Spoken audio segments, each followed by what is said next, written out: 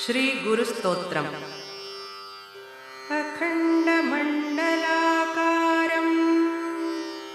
व्याप्तं येन चराचरं तत्पदं दर्शितं येन तस्मै श्रीगुरवे नमः।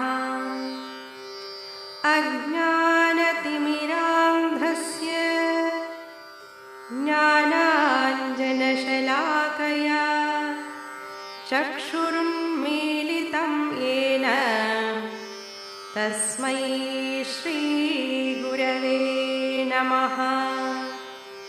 गुरुर्ब्रह्मा गुरुर्विष्णुः गुरुर्देवो महेश्वरः गुरुरेव परं ब्रह्म तस्मै श्रीगुरवे नमः। स्थावरं जङ्गमं व्याप्तं यत्किञ्चित् सचराचरं तत्पदं दर्शितं येन तस्मै श्रीगुरवे नमः। चिन्मयं व्यापि यत्सर्वं त्रैलोक्यं सचराचरं तत्पदं दर्शितं येन तस्मै श्रीगुरवे नमः। सर्वश्रुतिशिरोरत्न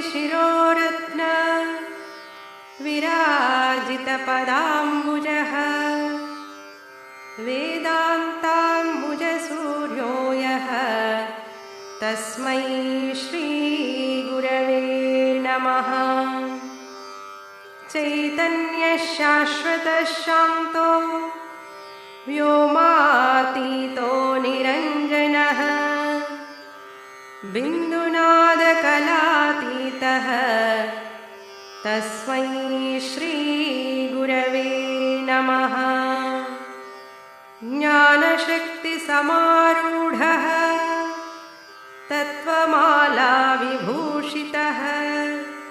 भुक्तिमुक्तिप्रदाता च तस्मै श्रीगुरवे नमः। अनेकजन्मसम्प्राप्त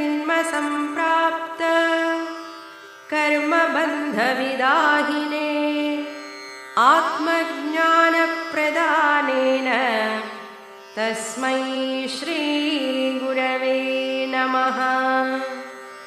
शोषणं भवसिन्धोश्च ज्ञापनं सारसम्पदः गुरोः पादोदकं सम्यक् तस्मै श्रीगुरवे नमः।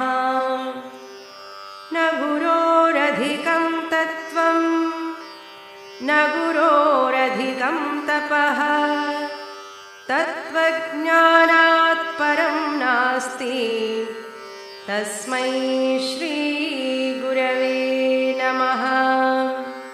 मन्नाथः श्रीजगन्नाथः मद्गुरुः श्रीजगद्गुरुः मदात्मा सर्वभूतात्मा तस्मै श्रीगुरवे नमः।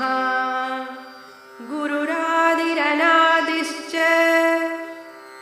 गुरुः परमदैवतं गुरोः परतरं नास्ति तस्मै श्रीगुरवे नमः। त्वमेव माता च पिता